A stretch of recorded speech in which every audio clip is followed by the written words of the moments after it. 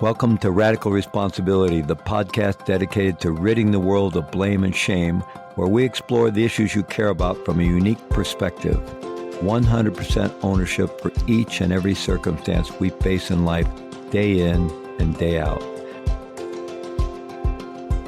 Hi, welcome to the Radical Responsibility podcast. This is your host, Fleet Mall, and today I'm having a conversation with Terry Real, an internationally renowned family therapist whose most recent book is Us, Getting Past You and Me to Build a More Loving Relationship. One of the world's leading authorities on the psychology of relationship and how to really create really powerful and rewarding relationships.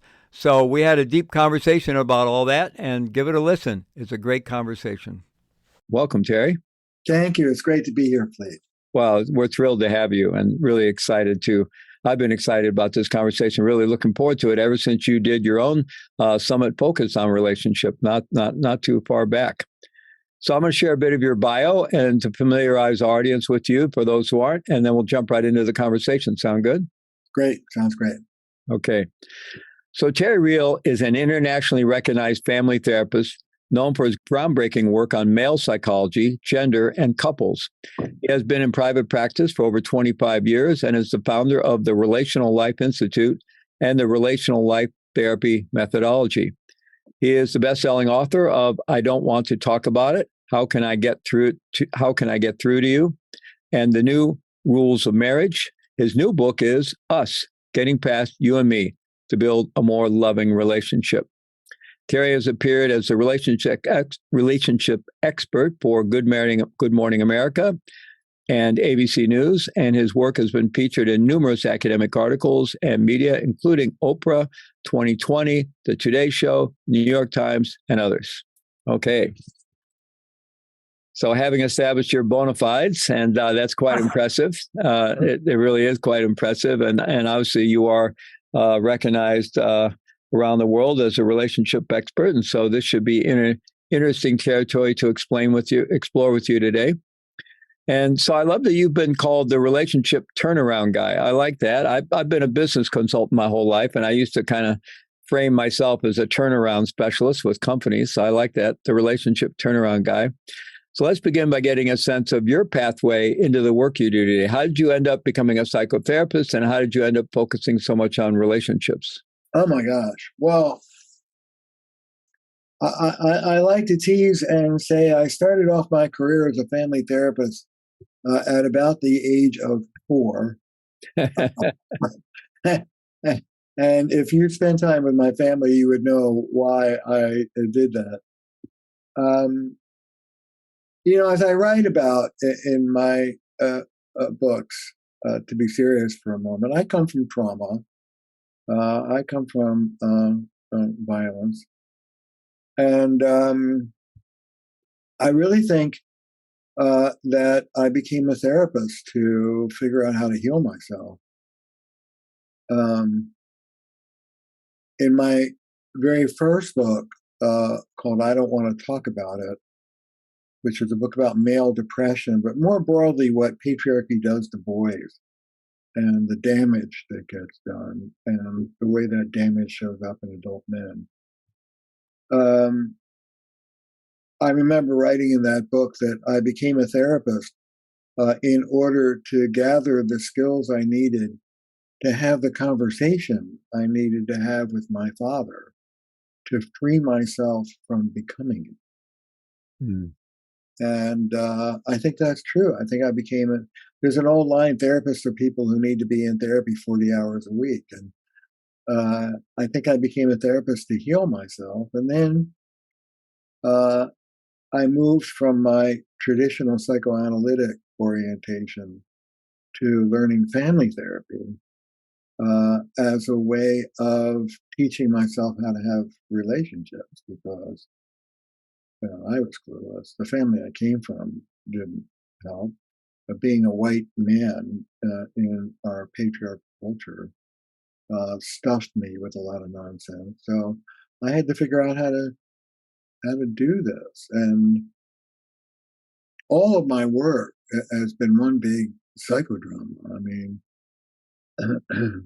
I'm trying to figure out how to live on this planet in a way that is joyful and does no harm, or mitigates harm anyway. And I've just been sort of sharing my own journey along the way with 4 books and an institute, and, a lot of hard work. When I Don't Want to Talk About It came out, it was the first book ever written about male depression. Before that book, and I'm proud of, depression was a woman's disease, just like alcoholism is a man's disease. And uh, I really had a part in bringing male depression to the fore.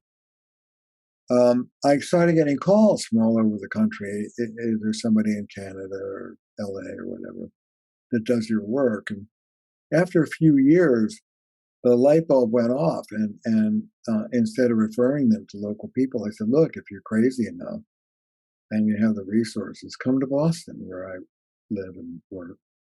And what evolved was a 2-day relational intervention. I would sit with a couple, always on the brink of divorce. That was my beat. Couples on the brink of divorce that no one else had been able to help.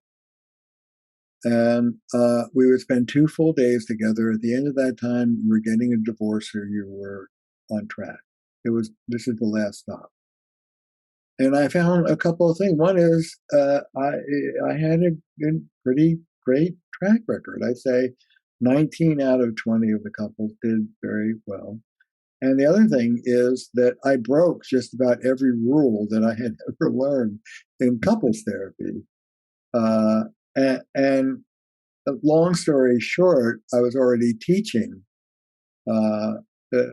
therapy and family therapy. And rather than get into a shame attack and take myself apart for doing it all wrong, I had the chutzpah to say, well, maybe everybody else is doing it wrong, and maybe it's better to do it this way.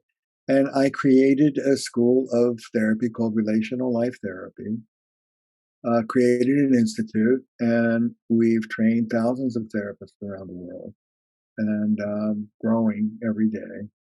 If you're a therapist listening to this, please come and train with us. And now we're offering courses for the general public as well. So, and I wrote 2 subsequent books on relationships. And this last book, if I may, there it is, invited author in, Us, Getting Past You and Me to Build a More Loving Relationship. I'm proud to say a New York Times bestseller. And I really feel like this current work is the culmination of decades of my career. Well, I love that title, and I think that's very much at the heart of this summit, what it's really all about. And I can really resonate with your story as well. I remember during my own graduate studies in therapy and psychology counseling that when I did my first course on family therapy, I was like, why didn't I know any of this when I was growing up in that dysfunctional family of mine? I mean, I love my family, but most of us in the West have grown up in dysfunctional families, some more dysfunctional than others. But it would have been helpful just to have a little more insight into what was going on there. And but yeah, it's really interesting that you found your way into this model that you call relational life therapy by breaking all the rules of the established model for couples therapy. And that you were having such a great track record with couples who were on the brink of divorce, because that's tough sledding. You're often having to undo a lot of built up, drama and conflict and investment on positionality on both sides. So what is relational life therapy? Tell us a little bit about that, how that came together out of breaking one set of rules and you evolved some kind of approach. Tell us a little bit about what are some of the core principles in that approach? Well, the essence is in the title. What I believe is curative is teaching men, women, and non-binary folk how to live relational lives. And what do I mean by that? I mean lives of authentic connection, having a good relationship to oneself, a loving relationship to oneself, and being connected and loving to the people around us, other races, other cultures, society, the nature, the planet, and ultimately spirit, all of the above. Connection is our birthright. I believe that the state of authentic intimacy and connection is what we as a species are born for. We know that from the first weeks of life, infants seek connection. And we know things like there's a famous study not being in a state of intimate connection is as dangerous to our physical health, never mind our emotion, but dangerous to our bodies. One study indicates as smoking a pack and a half of cigarettes a day. We are born to be connected. Our central nervous system is not freestanding. We co-regulate one another all day long. And this book is really a critique of what I call the culture of individualism. We live in the context of relationships, and we have to learn how to navigate them skillfully. We're in an interesting moment historically. We've never wanted more from long-term relationships than we do now. Marriage was never romantic. All those wonderful romances were all adulterous, starting from the King Arthur in the Middle Ages. There was no such thing as passionate marriage.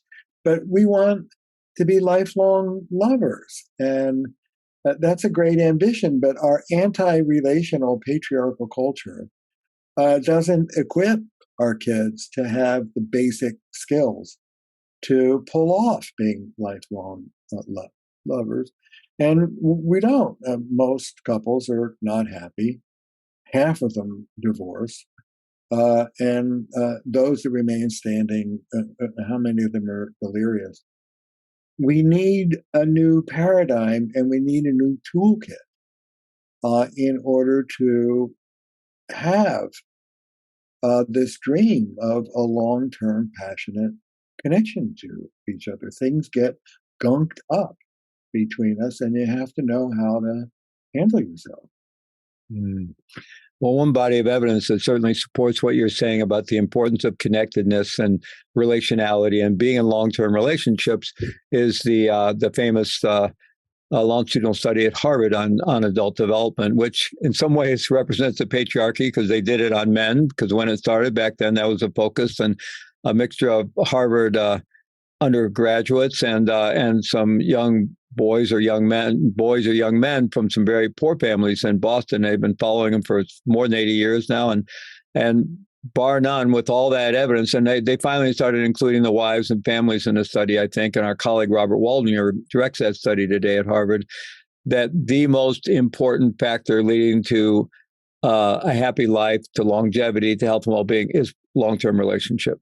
There's no question about it. Yeah. So RLT, relational life therapy, differs from other therapies in a number of ways. First of all, we take sides. When I was in therapy school, the cardinal rule was thou shalt not take.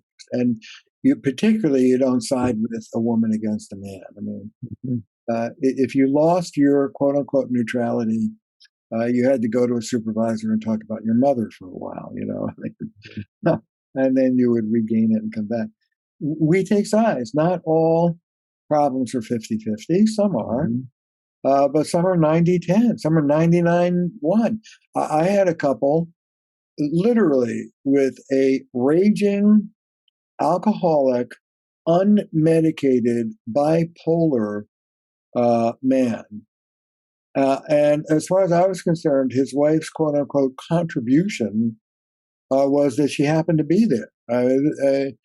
This was the feminist critique of family therapy, to go to an abused spouse and say, well, let's look at your contribution to this pattern, is grotesque. So we deal with power, and we deal with power imbalances, and we rebalance them. When we have a saying in RLT, I want the mighty to melt, I want the weak to stand up. And Uh, Specifically, for 50 years, psychotherapy, self-help has been about helping people come up from the one down of shame. And that's beautiful work. That's very important work. But we haven't even addressed helping people come down from what I call the other self-esteem disorder, grandiosity, come down from superiority, attack, contempt, entitlement. Man, when you're looking at intimate relationships, people walking around in their relationships being one up, contemptuous, entitled, aggressive, controlling, revengeful. I mean, that does at least as much damage as people in the one down position. So in RLT, we help people come up from the one down, but also down from the one up. It's really a critical contribution. You know, I would have the disempowered, more enabling partner drag in an aggressive or irresponsible, really unsufferable partner, and I would take them on. And all RLT therapists take on the grandiose partner. Look, role play fleet. You don't seem like a grandiose person to me, but we call this carefrontation as the first phase. Look, when you yell and scream and call your wife horrible names, she's never going to warm up to you sexually. I mean, you complain that your sex life is dried up. Do you want to take a look at what you're doing and what you might do differently to that's a sort of straight talk that we start off with. We separate the person from their grandiosity. You're a nice man. These behaviors suck. And more than that, they're not going to get you what you want.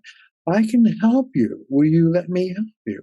And people say yes. So we deal with grandiosity. We take sides. And we're people. We're not blank screens. I talked about a fight I might have had with my wife. We're grounded. We do the same practice that we teach you to do. And on days when we don't, we look just as ugly as everybody else does. So we're in it with you. Those are the main things. We're relational with the people we work with. We're not blank screen therapists.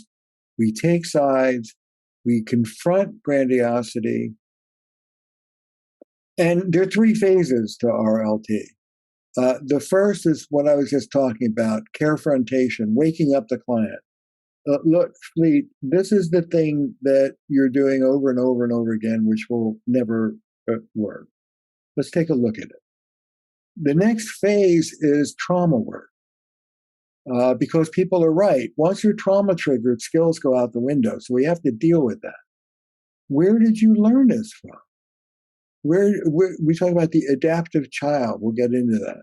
What were you adapting to? Where did you learn to yell and scream and carry on like that? So we do deep trauma work in the presence of the partner. We're the only people I know who does that. Janina Fisher a little. And then the third phase is teaching. That's not how you tell your partner you're angry.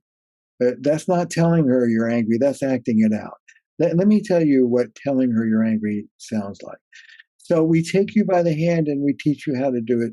And I think it's this combination of loving confrontation, deep inner child trauma work, and then skill building and education that RLT is known for producing a dramatic change quickly and permanently.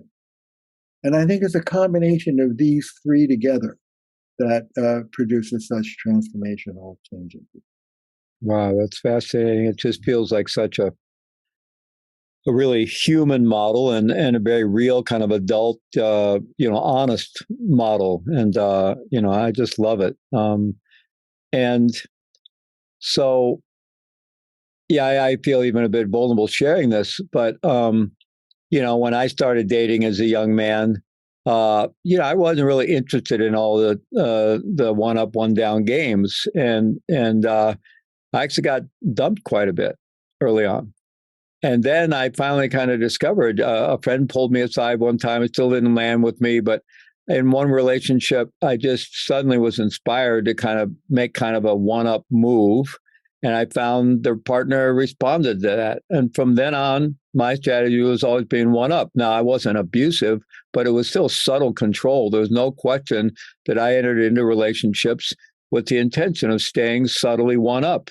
You know, if anybody was going to do the dumping, it was going to be me. I was always going to be free to go, right? And of course, that did not lead to satisfying relationships. And finally, gratefully, I stumbled into a relationship. I've lost a couple partners to cancer, but I managed to stumble into several relationships with very wise women who patiently, dealt with my grandiosity and taught me how to be in relationship without needing to be one up. But I think it's easy to see how people fall into those patterns. Maybe that has to do with this strain of individualism in our country. It's interesting that we are hardwired for connectedness, as you said, and it's essential to our well-being. And yet we have such a strong strain of individualism in our country, especially in the U.S. Yeah. And so, it seems like there's almost a setup for ending up where we are until we can somehow find a therapist like you and learn how to do it differently. Well, we need a new map and we need a new set of tools. So let me start with the map because we're on the culture of individualism. And I go into this in the book. I go into the idea of individualism is an idea. It has a history. Medieval people didn't think about individuals. If you did, you'd be burned at the stake. Mm-hmm. And in the future, we may not think of individuals. In China, individualism is not a big cultural thing. The idea of individualism is the brainchild of a group of white, well-off men in the Enlightenment period. It's produced wonderful things: the American Revolution, the French Revolution, the rights of man. But the delusion of individualism it fuses with patriarchy and sets us up, both all genders, but I'm going to say particularly men, sets us up as positioning ourselves as apart from nature and above it, dominating. Mm-hmm. People say it's a mistranslation, but at least in the King James Version, God gives Adam dominion over everything that flies and crawls, walks on this earth. Bad idea. Mm-hmm. The idea that I'm above nature and I can control it is a lethal delusion. Whether the nature I think I should control is my partner or my children or my body, I've got to lose 10 pounds, or my thinking, I've got to be more positive. This idea of power over is a killer. And it is central to Western civilization. And it is the way we run our relationships. And it's nuts. The new paradigm that I write about and work with is what I call ecological wisdom or ecological humility. I am not above nature. I'm in it. Hello, wake up. Our relationships are our biospheres. We're not above them. We breathe them. And I don't talk about altruism. I talk about enlightened self-interest. Mm-hmm. Happy spouse, happy house.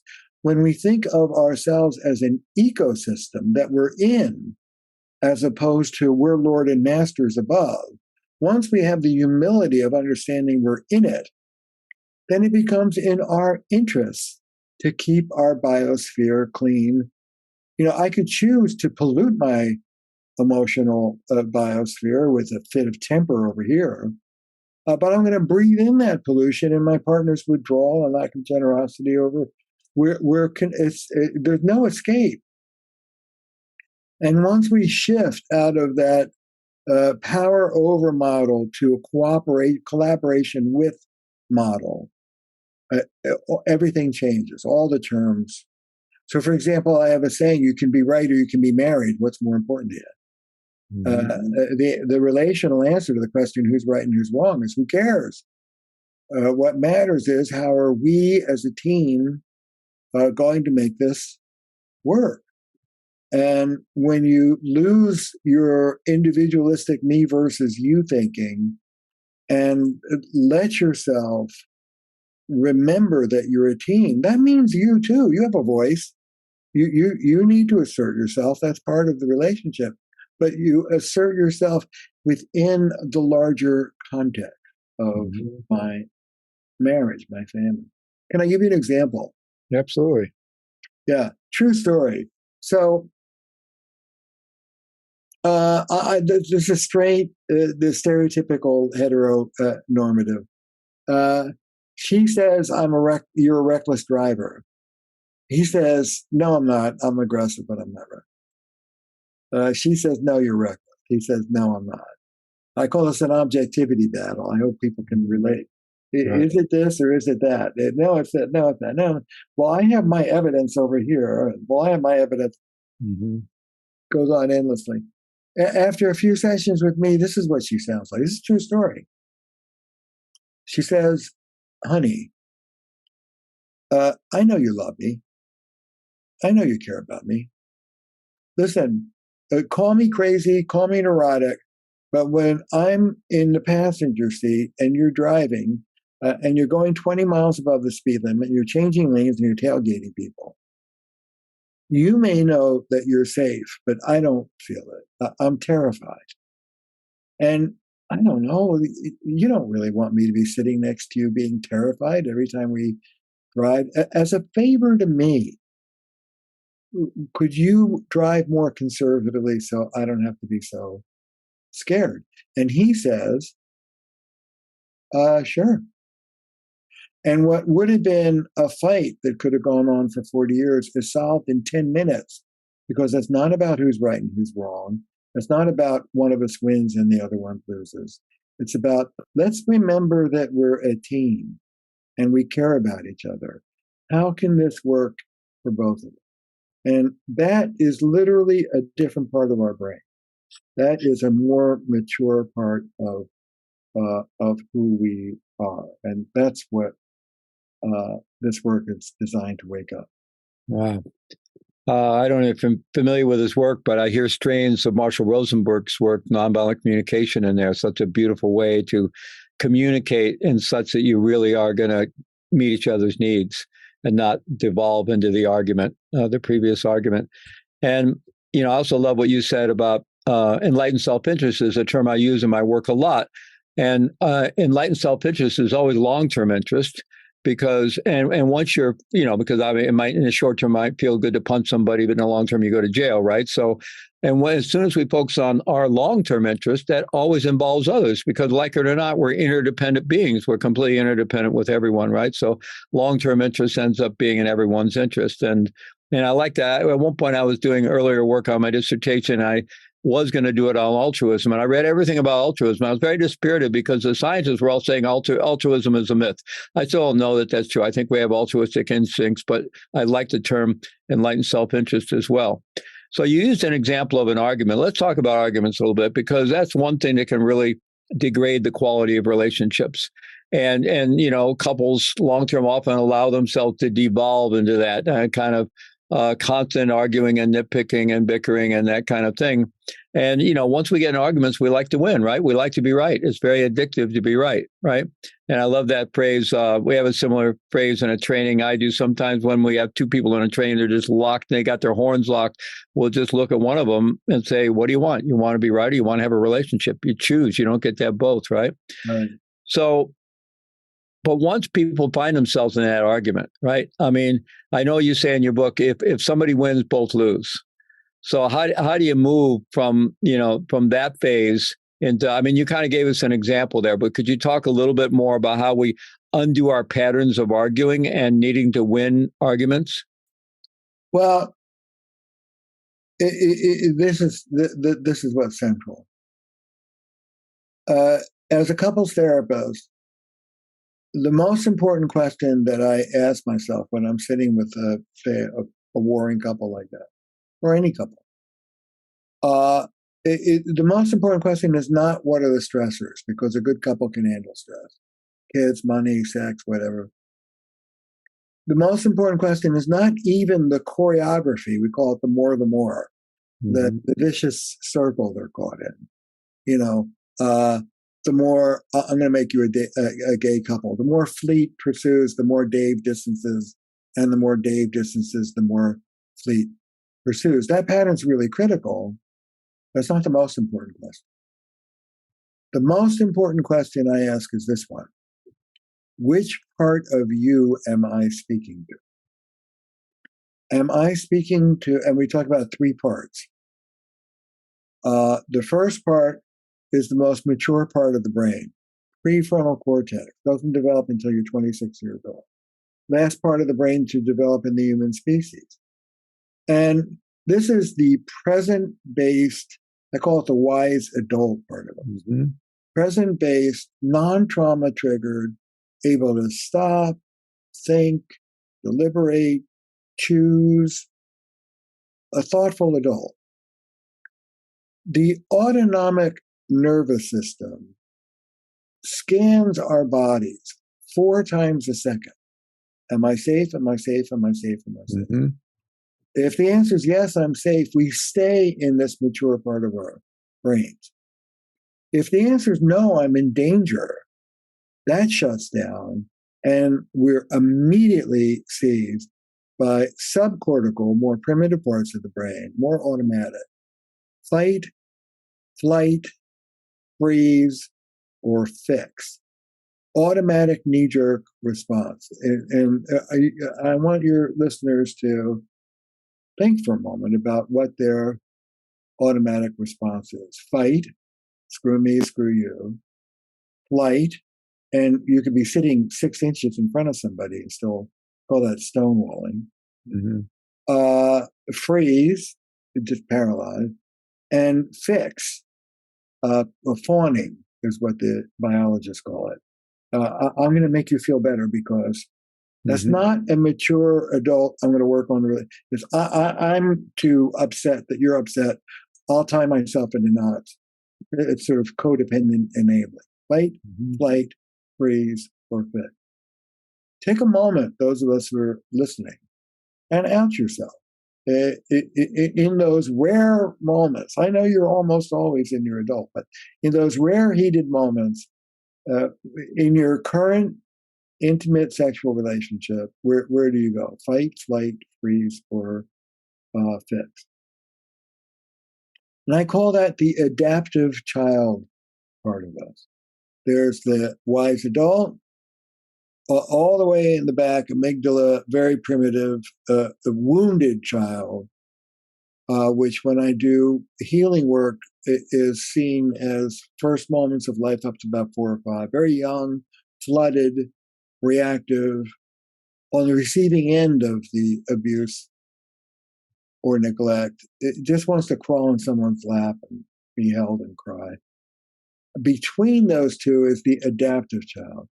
And that's what I like to call. The adaptive child is the you.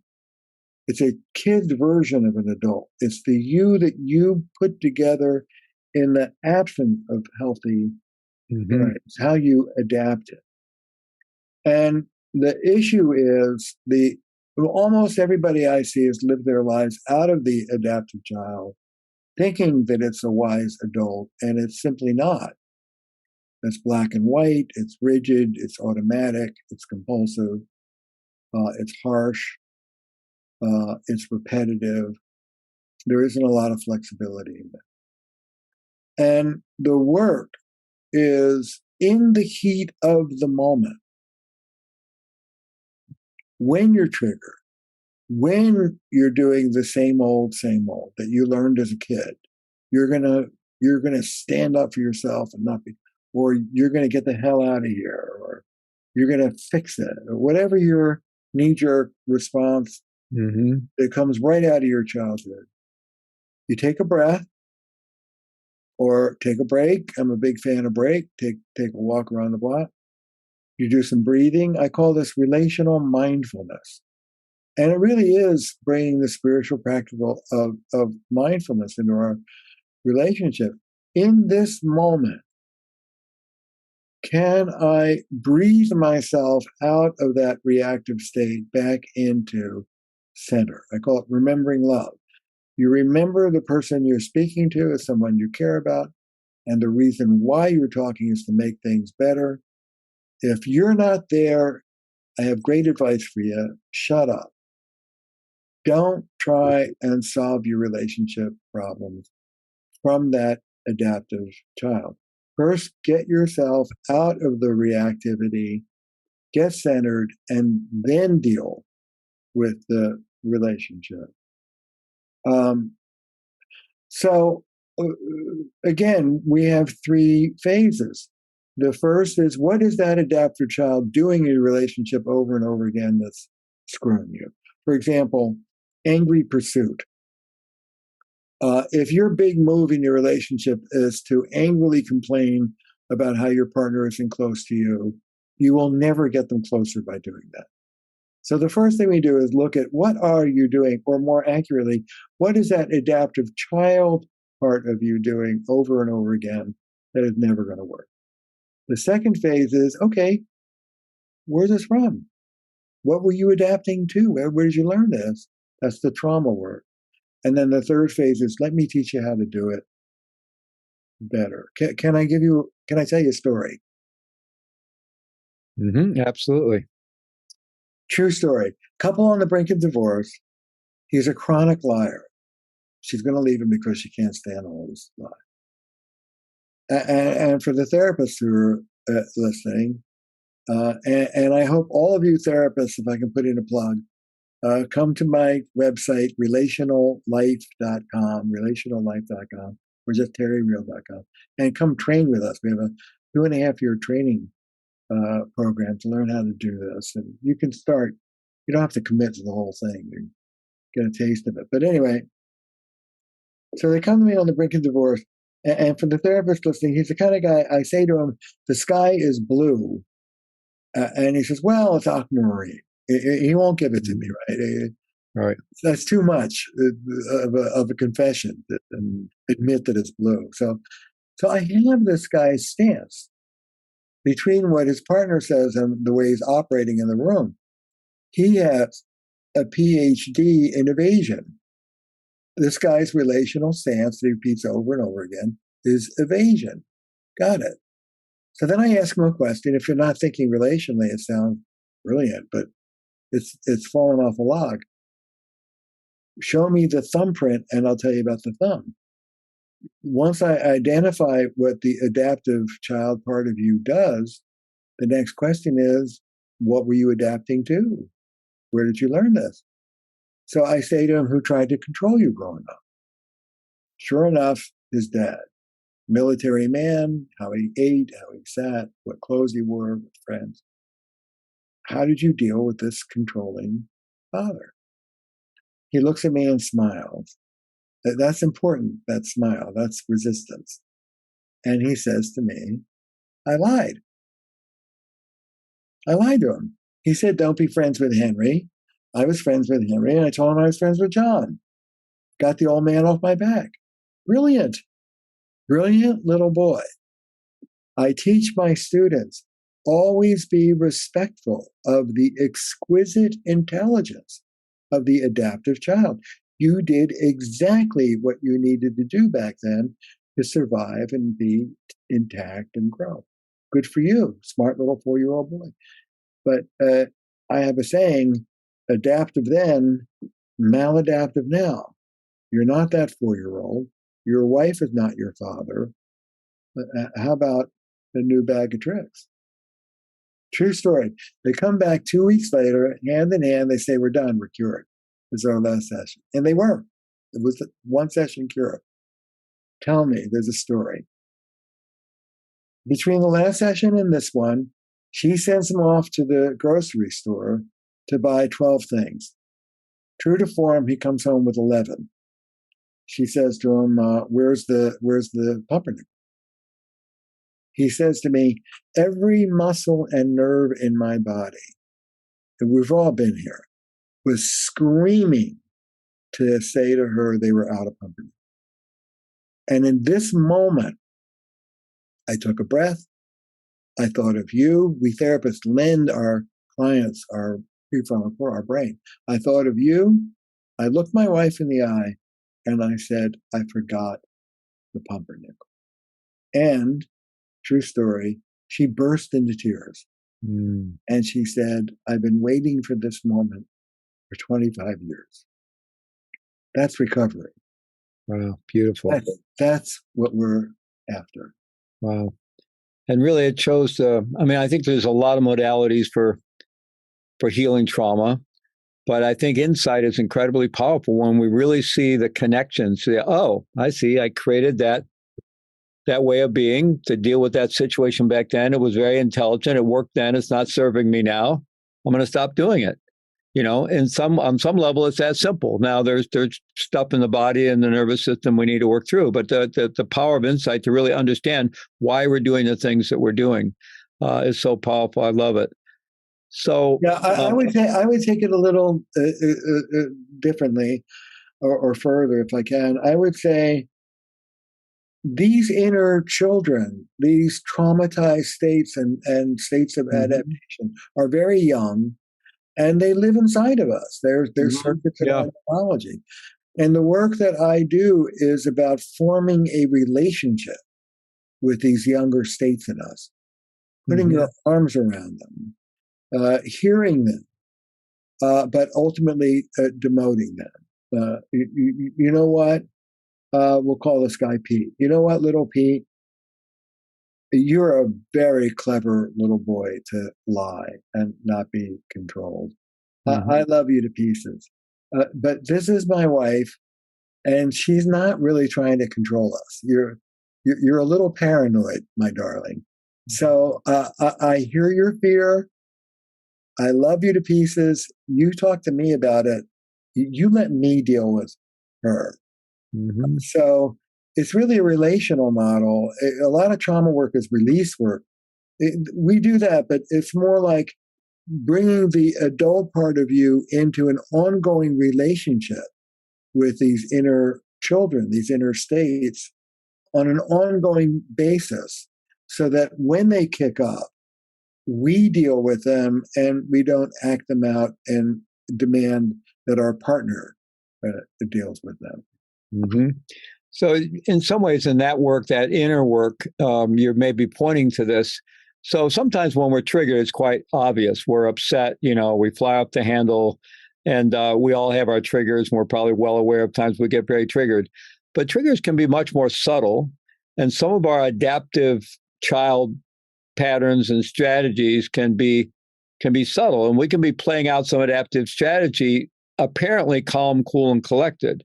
But nonetheless, something triggered that defense mechanism or that adaptive strategy. So how do we learn about those? I mean, it might be easier to, if we're willing, to start looking to ones where we know we really fly up the handle and we really create big messes. But how do we, learn to identify? How do we get more familiar with the adaptive child or the whole choir of adaptive children that are showing up in our life? Exactly. Well, I do ask people to pay attention to their bodies. And when you're triggered, even if it's subtle, most of us have a particular physical sort of repertoire of sensations that go along with being triggered. And I ask people to pay attention to that and start to get to know that. But the other thing is, particularly with these more subtle issues, we have to swoop in and teach people how to do it differently. It's one thing to say, well, Fleet, you need to deal with the little boy that's afraid of being left and stop being so one up in your relationships and allow yourself to be vulnerable. And if you're left, you're left. That's all great. And I also need to say, okay, when you just said that to your partner, shoot me if I'm wrong, but from where I sit, that wasn't being forthright with her. That was managing her. Were you aware of doing that? Now that you say so, yeah, okay. This is what not managing her would sound. Let me give you the words. And we do what I call micro coaching. We roll up our sleeves and we say, don't do it that way. Do it this. Don't say it that way. Say it this way. For example, don't complain. Don't criticize your husband. Request. Don't tell him what he did wrong. Tell him what right would look like. And we're full of very pragmatic coaching about how to do this more relationally. The culture doesn't teach us, and your family of origin didn't teach you. So there's a technology of how to do this well. And when people master the skills, it goes better. It goes better to say, hey, Fleet, next time we're talking, do me a favor. Instead of this, could you do that? It would help me.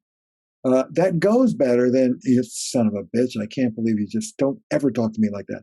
There are two ways of saying the same thing, but one's skilled and one isn't, and the skilled one works better. So as you teach people how to do it, and they're doing the work of forming a relationship with these old knee-jerk responses, they begin to substitute a more thoughtful way of doing it with the help of an ongoing process.